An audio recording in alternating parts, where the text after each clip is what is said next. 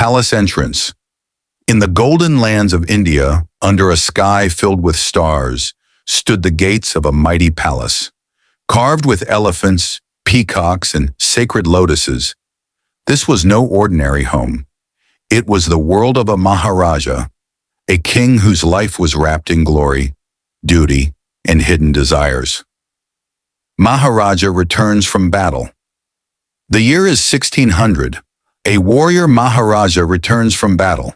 His golden armor gleams in the firelight as he rides through towering palace gates. Courtiers bow low. Torches blaze along marble steps. To the world, he is a conqueror, a ruler, a man of steel. But tonight, we will see another side of his life.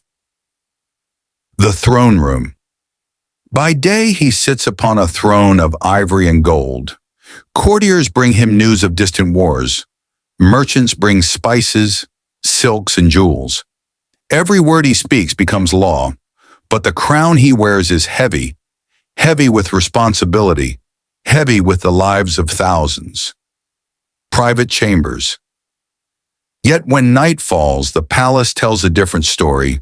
In chambers of marble and silk, glowing with oil lamps and perfumed with sandalwood, the Maharaja lays aside his armor. Here, he is not a king, but a man who longs for peace, for love, for companionship. The beloved queen.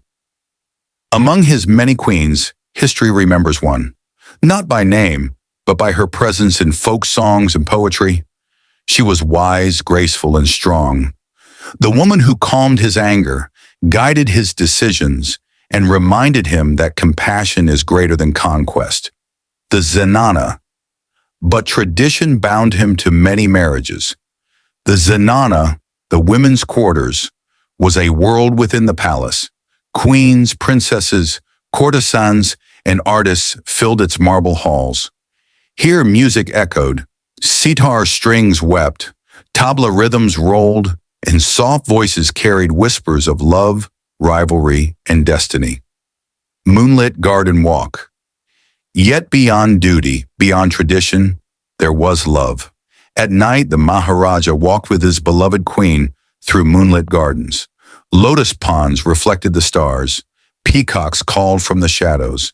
Fountains sang softly. Here, the warrior king found peace, not in the clash of swords, but in the touch of a hand. The secret pavilion. History whispers of their secret meetings. In a small marble pavilion by the water, golden lamps flickered in the night. They spoke not of war, but of dreams. Their eyes met, their voices softened, and for those stolen hours, the king and queen were not rulers, but lovers under the stars. Poetry and music. The palace chambers echoed with poetry. Poets recited verses of love and longing. Musicians played sitar and flute, weaving sound into magic. Together, the Maharaja and his queen listened, smiled, and found in music what they could not always say in words. These nights became legends, nights where history and love blended into one. Final reflection. And when the palace grew silent, the Maharaja stood alone upon his balcony. The moonlight bathed his crown, the stars watched from above.